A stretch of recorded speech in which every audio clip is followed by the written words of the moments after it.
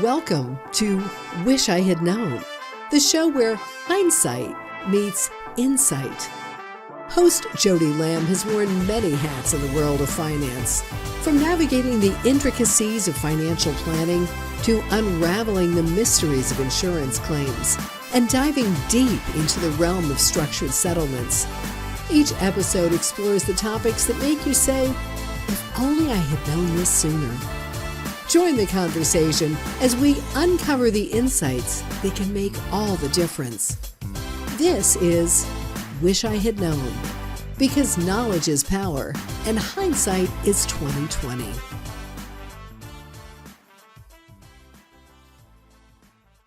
Hi, I'm Jody Lamb. I'm here today with Eric Blake, a certified financial planner with Blake Wealth Management. I am calling on him today for Jody's one question, the one topic, the one conversation that you want to hear. He is the host of the Simply Retirement podcast and helps women who are preparing for retirement and has a wonderful story to share. But today we're going to ask you, Eric, tell us a little bit about yourself, and then we'll get into what your one question is. Absolutely. Thank you for having me. So I've been a financial advisor since 1999, meaning I've gone through all the ups and downs, Y2K, 9/11, great financial crisis, seen it all. A few years ago, we started our primary focus working with women who are approaching retirement, typically less than 5 years from retirement, where they're really in that critical phase of making these important decisions about Social Security, about taxes, about income planning, to make sure that they can live the retirement that they deserve. I mean, that sounds ideal. You think so? Yeah, sign me up. Okay, so I'm not quite yet 5 years from retirement, but I'm a definite planner. So if I'm going to be anticipating retirement in the next 5 years, here's your one question. Okay, what are the three big things that I need? What variables do I need to take consideration, or what do I need to be prepared for to have an ideal or best set up retirement? So that's a great question. And realistically, the three keys to a successful retirement for women are really you'd make the argument that they're the same three keys for anybody. But when we're thinking about women who are approaching retirement on their own, which is our primary focus, the three keys really come down to, number one, we want to talk about optimizing Social Security benefits. And optimizing is different than maximizing. And most people, a lot of times when you talk to a financial advisor, you talk to anybody, you hear maximizing Social Security, which simply means trying to get the highest benefit.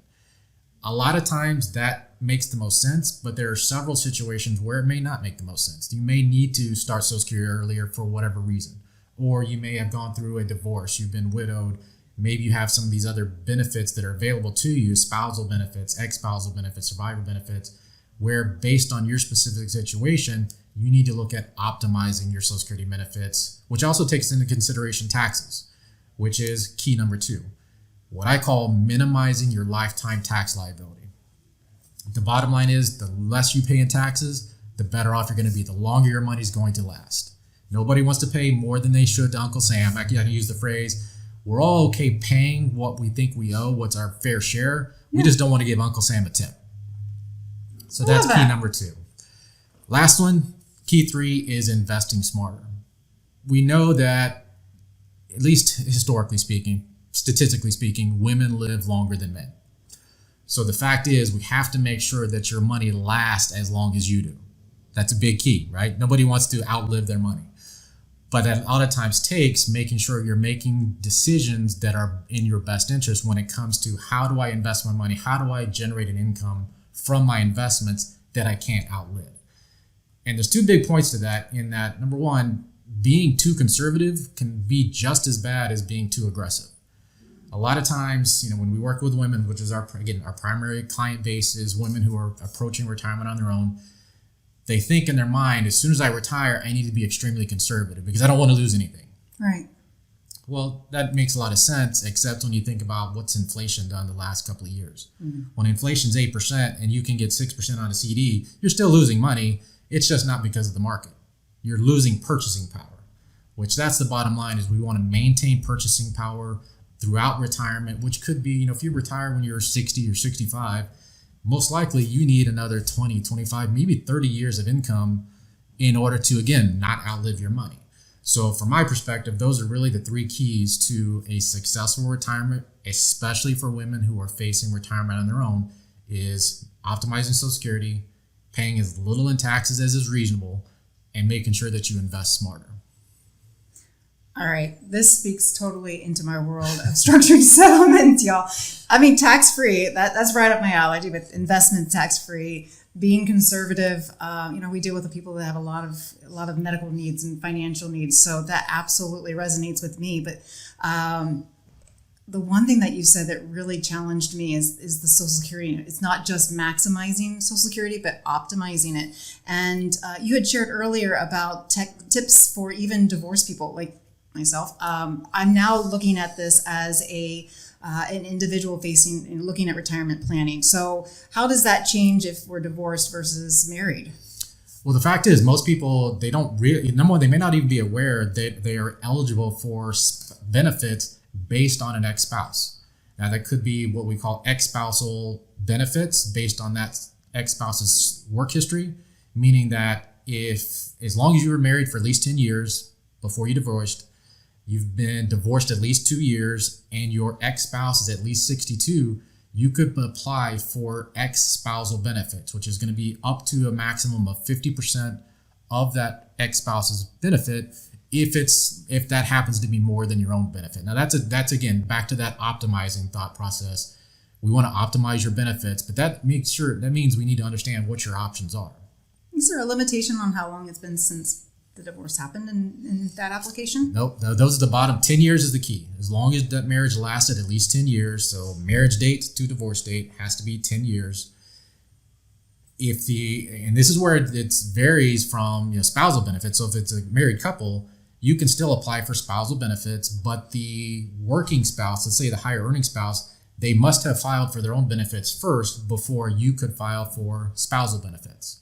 Mm-hmm. That's not always that doesn't have to be the case with ex-spousal benefits. Oh, okay. As long as the other spouse, the ex-spouse, is at least 62, you were married for 10 years, and the divorce happened at least 2 years ago, you could potentially still apply for ex-spousal benefits, whether your ex has applied for benefits or not.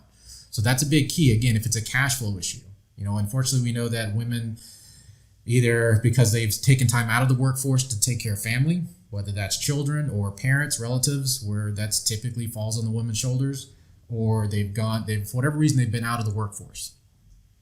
You have 0 years in there, you might even not be eligible for anything, for any type of retirement benefit. But this gives you the option of having some source of income in retirement, which is, again, that ex-spousal benefit. The other thing to be aware of is, and this is really one that people kind of glare over at, and that is you actually could be eligible for ex-spouse survivor benefits. Same rules apply. You've been married, the marriage lasted at least 10 years. You don't get remarried before the age of 60. You could be eligible for ex-spouse survivor benefits, which is whatever that spouse was receiving at the time, that ex-spouse, whatever they were receiving at the time, or what they may have been eligible for, you may be eligible to receive that if that ex-spouse passes away, which is huge, again, from a planning perspective. So one of the other things that I think that you commented on earlier that I think everybody's going to want to know, we worry about how this is going to impact the ex. Are they going to find out about it? Are they going to have a reduced benefit? Like, what does this mean to the other spouse or the prior spouse? Well, if the ex-spouse passes away, we're not too worried about it, right? So we don't no worry one's about that complaining. part. Ex-spousal benefits, though, it doesn't impact them at all. Now, in today's world, there are many scenarios where somebody's married to has multiple ex-spouses where they were married for at least 10 years. Each of those ex-spouses, as long as the marriage lasts at least 10 years, potentially could be eligible for ex-spousal benefits. So they're eligible for up to 50% of that ex-spouse. It doesn't impact that ex-spouse's benefit themselves. Also doesn't impact if that ex-spouse has remarried, say, a third time.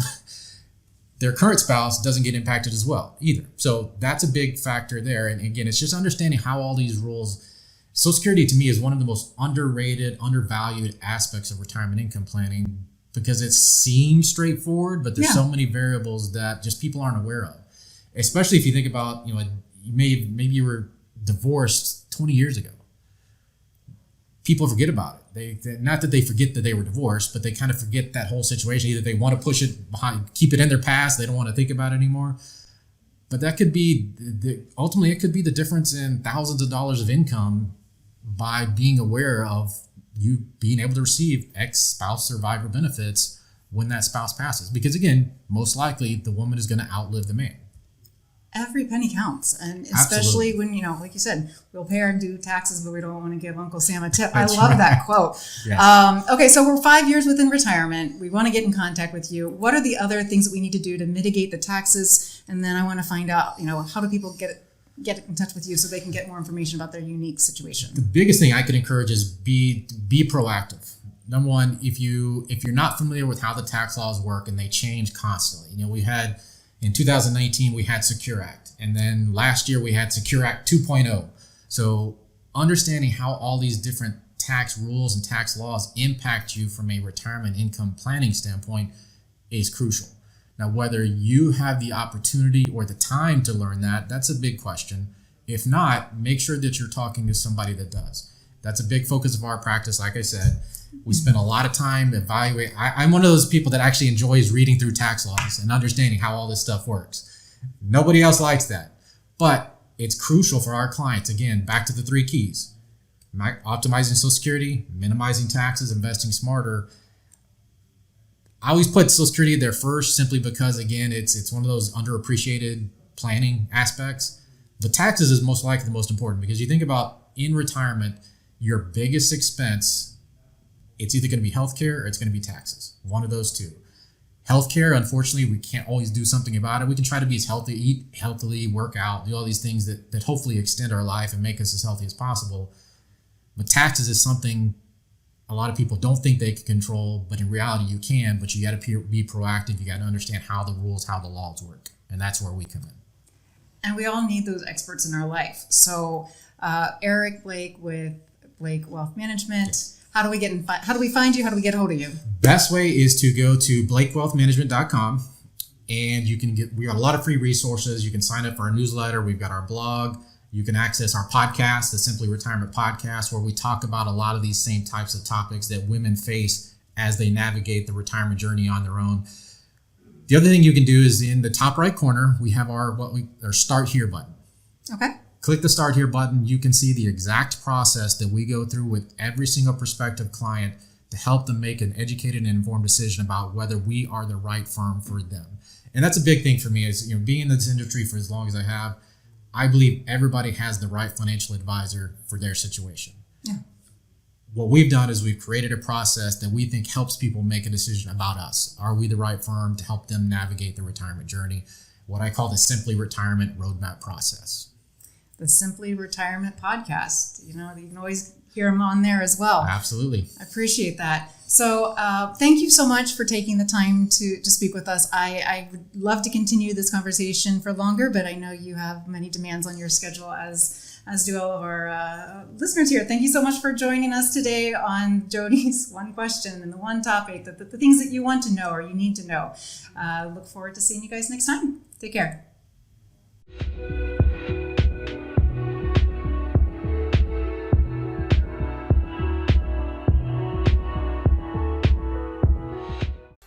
Thanks for listening to today's episode.